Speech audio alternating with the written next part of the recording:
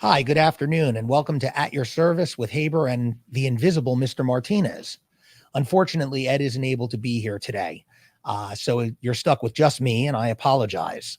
Hopefully, we can give you some interesting information nonetheless, and we can still enjoy ourselves, albeit for a shorter time than we would normally spend together. So let's get into it. What I said that I was going to talk about with Ed today were 10 different topics, and we were going to try and do a lightning round with one another where we could try and give you some pro tips and some talking points on the 10 most watched videos on my YouTube channel, on Haber PA's YouTube channel, Michael Haber Law. So the number 10 topic, counting down as Letterman used to do, is how do I use stand your ground as a defense to prosecution? And you may recall last week's show, we had a special guest, Nick Marion. Nick was a former client who went through a stand your ground prosecution. And we spent the entire hour talking about it, although we didn't really talk about so much the law end as we did the personal end and what it was like for a guy like Nick to actually live through that and survive that, and the emotional roller coaster that he went through in regards to that prosecution and immunization process. So how do I use stand your ground as a defense? Well, stand your ground works two different ways. First, actually three ways. The first way it works is before you ever get into a courtroom, because theoretically, the police ought to do an investigation and they ought to consider whether or not you acted in legitimate self-defense under your statutory rights and the stand your ground law. So that would be the first level. And if the police come to the realization that you did, technically and theoretically, you shouldn't be arrested at all. But if you do get arrested, then it's a two-tier process. The first tier process, the first tier of this process, is to ask the court for immunity. And that means that the court's going to have to conduct an evidentiary hearing where evidence is going to be presented to the court, and you're going to try and demonstrate as the defendant why what you did was lawful and why the court should grant you immunity. If you're successful in that bid, then your case is going to be dismissed because you're going to be immunized.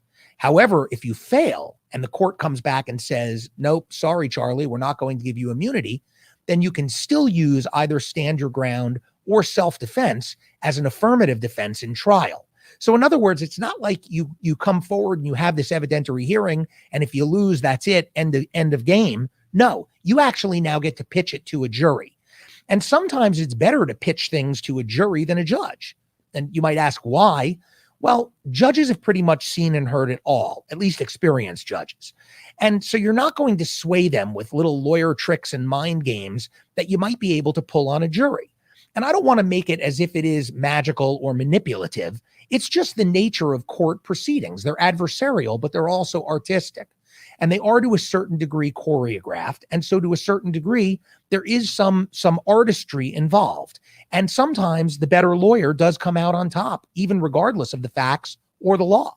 But be that as it may, when we talk about stand your ground, that's how you use it as a defense to prosecution. Either A, primarily as an immunity, a seeking immunity, or B, as a defense in trial. Number 9. How do I drop a domestic violence restraining order? Well, first, let's talk about what is a domestic violence restraining order. A couple of weeks ago, we had a family lawyer visit us and serve as a guest on our show, David Bonham, and we spent a good deal of time discussing restraining orders with Dave. A restraining order is a civil process, and there are a variety of different restraining orders that you can seek if you, well, certainly get if you qualify. You can seek whether you get them or not is another story. But the way that they work generally is all the same. The petitioner, the person who feels that they need the order, goes in front of a judge, not in person, but vis-a-vis the clerk of court. So let's take the process here in Dade County.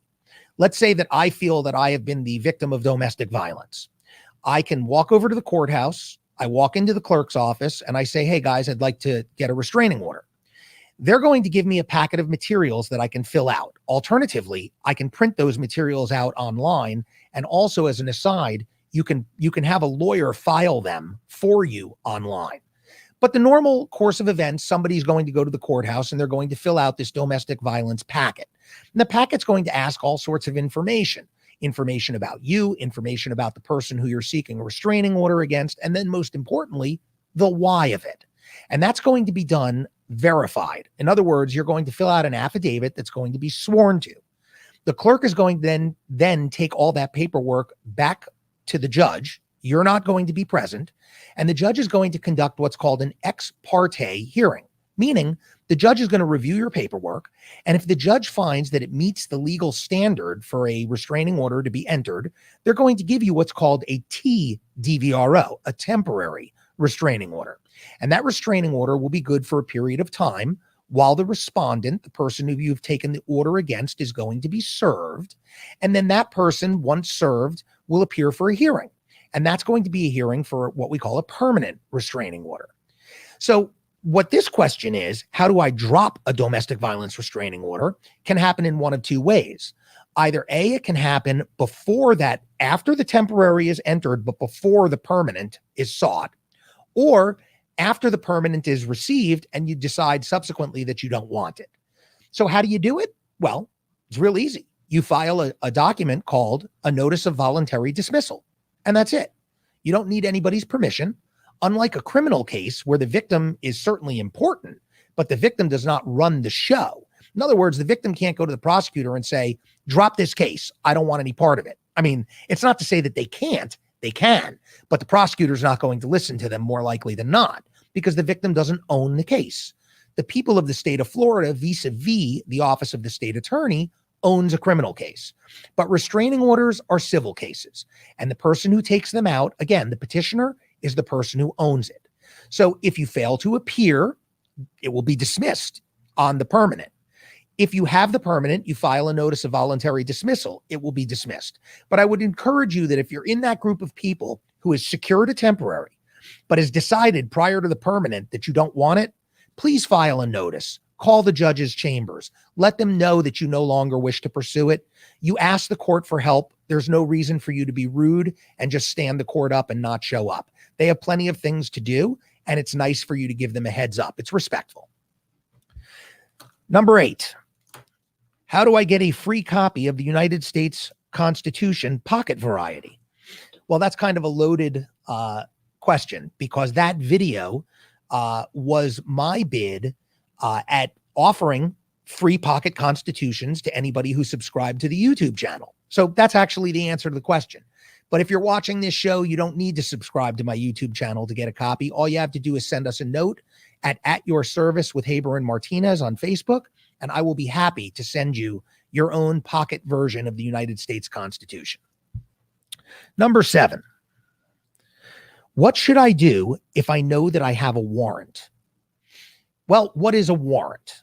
A warrant is a document signed by a judge requiring that somebody be taken into custody. There's all different types of warrants. The most common that you would think of is probably an arrest warrant. So a lot of times, crimes are resolved by an arrest on the spot. In fact, at least when it comes to municipal, local crimes, the vast majority, the bulk of them are reactive. They occur immediately. But sometimes crimes don't get an arrest right away. And sometimes an investigation has to occur. Let me give you a good example. If you have a DUI case where there's serious bodily injury or there is a fatality, and the officers have probable cause and reasonable suspicion to believe that you're under the influence, and they seek a warrant to get blood. They can ask you for blood. Let's just assume you don't give it to them and you say no, as I hope you would. But if they go and get a warrant and they have a blood draw done, the overwhelming odds are they're not going to arrest you and take you into custody because it takes time for that blood draw, for that lab work to come back. And they're going to wait until they get that lab work back. If it comes back with a BAC well above or above the legal limit and or the presence of controlled substances, and again, they had probable cause or reasonable suspicion to believe that you were under the influence, they're going to then go to a judge and seek an arrest warrant. So that's one way that an arrest warrant may pop itself up. There are many others, particularly in federal cases where the government does significant investigation. They don't react. They take their time. And in those cases, they go and normally will seek an arrest warrant. But there are other types of warrants too. There's probation warrants, there's fugitive warrants, there's alias capiases, failure to appear warrants. There's writs of bodily attachment, which would be like a child support or an alimony warrant. Anyhow, the question was, what should I do if I know that I have a warrant? Well, deal with it. That's what you should do. There's only two ways to deal with a warrant. One is reactive. The other is proactive. You're either on offense or you're on defense here. Either way, you are like that Gary Larson cartoon. I don't know if y'all followed The Far Side as I did for many years. There was a great cartoon that he had where there were two bears standing side by side, and one of them had like a crosshairs and a bullseye on his chest, and he was pointing at the other one. So you're the one with the bullseye on you if you have a warrant with your name on it. It means you've been red flagged in every single criminal justice database, more than likely everywhere, but at least locally, probably statewide, possibly federally, possibly internationally. So if there is a warrant and you know it's there, you know there's a bullseye on you. So again, you have two choices. You can either be on offense or be on defense. If you're on defense, then you're living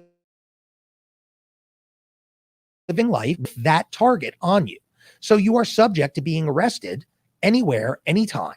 And this could happen very innocently. Let's say, for example, you are walking across the street and unfortunately you're hit by a car. Or let's say you're in a car and you're involved in an accident. You're knocked unconscious. You're a witness. The police run your name just because they happen to come across you in any innocent situation. You go through a border checkpoint. You return to the country from out of the country. They're going to scan your passport. Any of these types of ways that warrant pops up. And if you haven't dealt with it, rest assured, it will deal with you. In this way, warrants could almost be likened to cancer. You can let them go and hope that they're going to disappear on their own, or they're just going to never metastasize, and that you're going to be just fine. But that's not the nature of cancer, and it's not the nature of warrants. Warrants have a nasty habit of creeping up on you when you least expect them. On the flip side, you can get offensive, and you deal with your warrant proactively. In other words, you hire a lawyer. You have the lawyer try and get the warrant vacated or set aside, or try and arrange a surrender in court, or try and broker a bond for you. Listen, it may not work. I'm not going to look you in the face and lie to you and tell you that every single time you hire a lawyer, your warrant's going to go away. But I will tell you that the one undeniable truth about doing that is that you will at least be able to argue to the judge at some point in time, you brought the matter to the court rather than the matter having been brought to the court against your will. So there's always some credit due to you for being responsible and taking it to the judge. Even if some amount of time has lapsed, a good lawyer is going to help you figure out a way to present it in a rational, logical, reasonable, and responsible fashion. And hopefully you'll get lucky and the right thing will happen and the warrant will get aside and you'll be able to defend your case without being in custody. Number 6. This is a good one. What is a Terry stop, or what's known as a stop and frisk? This is a little more complicated, but let me see if I can break it down for you as easy as I can. There's basically 3 levels of police-citizen interaction. The least restrictive is called an encounter. And so just like any other person on the planet, a police officer can walk up to anybody at any time in any place and engage them. What you choose to do with that conversation is entirely up to you. If it is truly an encounter, then you can look at the police officer and say, I don't want to talk to you. Or you don't have to say that. You can just turn around and walk away. Or you can say something much more polite, as I hope you would. I'm sorry, officer. What is it I can do for you today? Why are you asking me these questions? No, thank you. I don't want to speak about any of that. However you choose to do it, the defining characteristic of an encounter is that you are free to leave and you are under no obligation to remain against your will. The next level up is called a detention. And a detention requires some suspicion by the officer that a crime has occurred, is about to occur, or is occurring in the moment. And if that's the case, then you are not free to leave. The officer can detain you. And this is where Terry falls into place. I'm going to come right back to that. Let me just give you the next level, the most restrictive. I'm sure you can all guess it. It's called an arrest. And that means the officer has full-blown probable cause to believe that you committed a specific offense, and you are definitely not free to leave at that point. But the middle ground, this detention area is where Terry stops or stop and frisk come into play. A Terry stop is the name given to it by the Supreme Court case that led to this whole line of police encounters, Terry v. Ohio. And so in a Terry stop, if the officer has reasonable and articulable suspicion, those are the two prongs. Reasonable meaning that it's objective, not just to the officer himself, but to any other reasonably prudent officer who knew what that officer knew in that moment, that they would agree that there was a basis. And articulable means that the officer can enunciate it. In other words, if he just has a hunch that he can't put words to, or he's just suspicious, but he doesn't really know why, that's not articulable, and that's not going to fly. So it requires a reasonable and articulable suspicion of criminal activity. So why is it called a stop and frisk? Well, stop and frisk, in fact, Florida has a law called the stop and frisk law, and it is basically a codification in Florida statutes of Terry. And what it basically says is what I just told you. If the officer has a reasonable and articulable suspicion of criminality, then he can detain you or she can detain you. And they can do so that they can ask questions to either confirm or dispel their suspicion. Now, you're never obligated to speak to them, but if you don't, they're probably not going to have their suspicion dispelled, and you may wind up ratcheting it up to an arrest. However, that's the detain part. That's the stop part. What about the frisk part? Frisk is a little more complicated. You can't be searched unless you are arrested. If you are arrested, no warrant is required for a search of your person, because there is an exception to the warrant requirement called incident to arrest. And that means if you're arrested for anything, it doesn't matter what it is. There's no one crime versus another. If you are physically arrested by a police officer, they can search you. They can go through your pockets. They can go through anything that you have on your person. But a Terry stop does not allow them to do that. A Terry stop allows them to do what's called a limited pat down of your outer garments. And the purpose of that is onefold. It is strictly for officer safety. So they're not allowed to do a blanket search of everything in your pockets and everything else just so that they can inventory you, because that would be incident to arrest or an inventory search. But they are permitted to pat you down. Make sure that you don't have a gun or a knife or another instrument that can be used as a deadly weapon while they are in this stop phase, asking questions to either confirm or dispel their reasonable and articulable suspicion. So I hope that wasn't too convoluted and that you do understand what a Terry stop / stop and frisk is at this point. Number 5 on our list. What is the difference between a prostitute and an escort? This is actually number 5. I'm not joking. What is the difference between a prostitute and an escort? Well, there are some places where prostitution is legal. Florida is not one of them. Prostitution is basically defined as paying for sexual favors. It's pretty straightforward. And, some might argue that, well, doesn't that happen in every marriage and every significant relationship? Well, maybe it does to a certain degree, but those are relationships that exist and not in the moment pay for hire relationships. So what's the difference between an escort and a prostitute? I mean, you would think that with a prostitute, you're simply paying for sex, and with an escort, you're paying for company or companionship or services.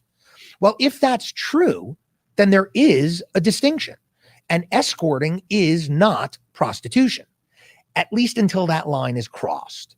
And if in fact it is crossed and it becomes sexual in nature and in exchange for payment, then no matter how you calculate it, no matter what terms you use, no matter how you brand yourself, you are in fact engaging in prostitution. So I suppose the difference is whether or not there is sex, pay for play, pay for sex. It's a distinction, and it is a significant distinction. Number 4, and this kind of dovetails into number 7 because it deals with warrants as well. Can I fly or get on an airplane with a warrant? Well, like I discussed with you a few moments ago, warrants are proverbial targets. If you are run through a criminal justice database, you're probably going to be taken into custody and called out on your warrant. When you get on a domestic air flight or even an international air flight, you may not have any of those issues because nobody's running you at the ticket counter. And even TSA probably is not running you in terms of criminal justice databases to board an airplane. However, is it impossible? Absolutely not. It's entirely possible. It's entirely possible that if you have a warrant, when they take your ID, your driver's license, your passport, whatever it is, put it on that optical reader and it scans. If that red flag pops up, you're not going to be going to the gate. You're going to be going into a cage. Now, can I tell you whether or not that will happen? No. I don't have a crystal ball or tarot cards or a Ouija board or any other way to predict the future. But what I can tell you is what I told you with regard to the discussion on warrants a little earlier. If you have a warrant, you've got a target on your back. And that target can result in some really ugly consequences when you least expect it. You know, people ask about hospitals too. I get this question a lot about pregnancy. You know, what happens if I have a warrant and I have to, go to the hospital to give birth? Look, hopefully nothing happens. But if you have that warrant, if you know you have that warrant, please deal with it proactively, because that way you won't have to worry about it. If you don't know you have the warrant, well, that's kind of like not knowing you have cancer, right? I mean, if you don't know, there ain't much you can do about it except get screenings. So perhaps that is the answer in this regard. If you've had run-ins with the law, check periodically. Talk to your local friendly neighborhood attorney and see if you can get some answers. Number 3, what happens if I fail a drug test while on probation? Well, this is probably the easiest question you're going to get, or I'm going to get at any time. What do you think happens? I mean, do you think that you and the judge go out to lunch and he buys? Do you think you win a free trip to Disney World? No, you're on probation, not vacation. You don't get rewarded for breaking the rules of probation. You don't get rewarded for failing a drug test on probation. You get a warrant. You get a probation warrant, and you probably get a no bond hold, and you definitely, more than likely, get a night in the local jail, if not more. So don't fail a drug test when you're on probation. In fact, this could hold true in a lot of other capacities as well, not just probation. But when you're on probation, everybody in the state of Florida is subject to random urinalysis. Your PO can call you in at any time, as many times as he or she wishes, to have you drug tested. And if there's anything in your system that shouldn't be in your system, well, you're in violation. And a technical violation, maybe not as bad as a substantive, meaning a new arrest, but bad enough to land you in a VOP, in a warrant situation, possibly in a jail cell. Probation can be revoked. You can be sentenced under your original guidelines. It's a lot of risk to run. And for what? Hold off on the partying until after you've got something to celebrate, like the successful termination of your probation. That would be a good reason. But even then, don't go out and get yourself into trouble.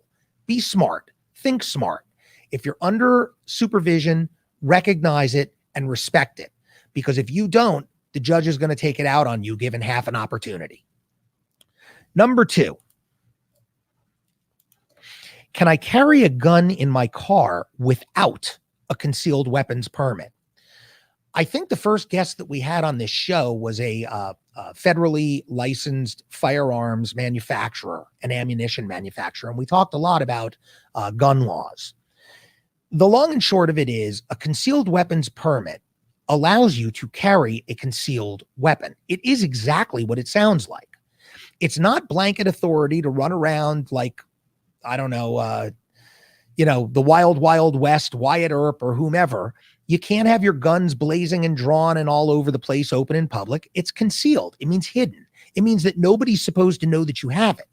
And unless you are licensed to carry a firearm in Florida as a law enforcement officer, or if you meet one of the exceptions, you're active military or, what have you, armed security, this, that. If you're a private citizen and you want to conceal carry, you're going to need a concealed weapons permit.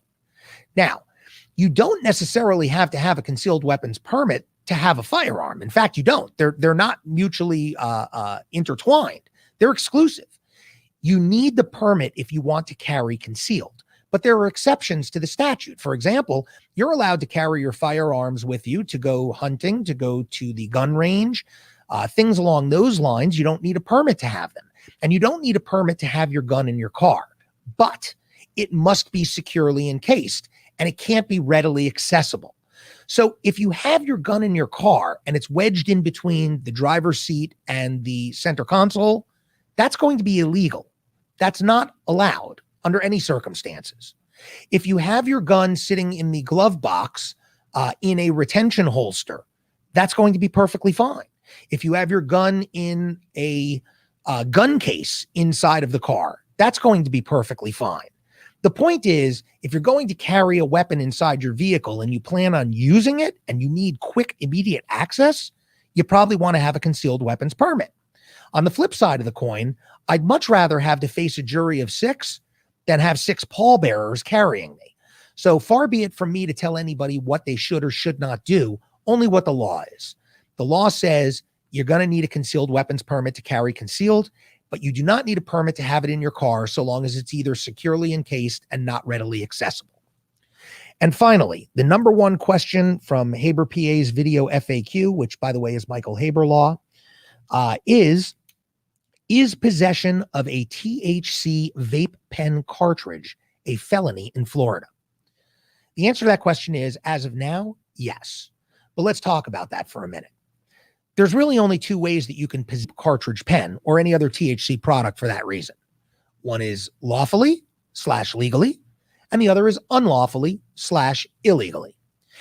If you have a medical marijuana card issued by the state, by the Department of Health, and if you have THC products, be them vape cartridges, flower products, oils, gummies, whatever, that were legitimately purchased pursuant to a valid prescription issued by an authorized doctor and purchased from a licensed dispensary, then you are allowed to possess those products and carry them with you just as you are any other prescription medication. For example, it's not illegal to carry your opioid prescription or your antidepressant prescription or anything else along on your person so long as it is lawfully prescribed and it's in its prescription container. Same thing applies with marijuana and THC products. As long as you have lawfully prescribed products, you're free to carry them. Now, you are not free to walk down the streets and toke. That you can't do. Not as of today, anyhow, not in the state of Florida. Maybe in California and Colorado, places where it's recreational, no problem. But here in Florida, your prescription and your card do not give you authority to just go out and party in the streets. However, it does give you permission to possess, and it does give you permission to use within the parameters of your prescription. So is it a felony or is it a misdemeanor? Well, if you're in lawful possession, it's nothing. There is no crime being committed. But if you do not have a medical marijuana card and you are in possession of those products, then yes, it is unlawful and it is a crime. And in the event of what we call flower, that is physical bud marijuana, there's a distinction between felonies and misdemeanors. It's a weight cutoff. And the weight cutoff is 20 grams. If you have 20 grams or less, it's a misdemeanor. If you have 20 grams or more, it's a felony. So that's the distinction for flower. But that distinction doesn't apply for oil or for other concentrates. For oil and concentrates, it's going to be a felony. So if you get pulled over and the officer finds your vape pen in your car, this leads to another issue. What about DUIs? And we'll do a show on that. In fact, we'll do an entire show on that because there's so much to go into on it. But you could definitely get a DUI on marijuana because DUIs apply to either alcohol or controlled substances. The question is whether or not the state's going to be able to prove it.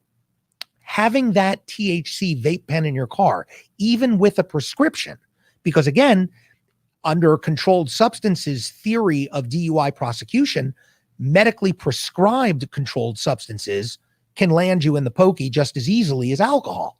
So if you're banged up provably on your opioids or on your antidepressants or on your benzos or whatever it is, yes, you can still wind up with a DUI, and the same holds true for marijuana. So if the officer pulls you over and suspects that you're under the influence, they don't smell alcohol, but they still think you're banged up for whatever reasons, and they find your vape pen, let's say it's just sitting there in plain view. Well, your average ordinary police officer's antennas are going to go up and they're going to think, wow, may not be alcohol, but maybe this guy's banged up on his THC pen. So I would say, again, if you have it, then you're going to have to be careful about where it is and whether it's visible. Because it's kind of like, imagine if you get pulled over and the officer finds an open bottle of vodka sitting on your passenger seat. They're going to look at that vape pen the very same way. But to go back to answering the question, is it a felony? It's only a felony if you are in possession of it and you do not have a valid card. And we could actually dovetail that back to number 3 about failing a drug test while you're on probation, because that's something else that you should know. If you are on probation, you are allowed to use prescription medication. You're not allowed to use unlawful medication, and you're not allowed to illegally use prescription medication, meaning to excess. Or, for example, if you're not supposed to operate a vehicle while you're on medication and you do, that could be a problem. But if you are a THC medical patient here in Florida, you are allowed to use your THC products while you are on probation. That's the law. So you are entitled at that point.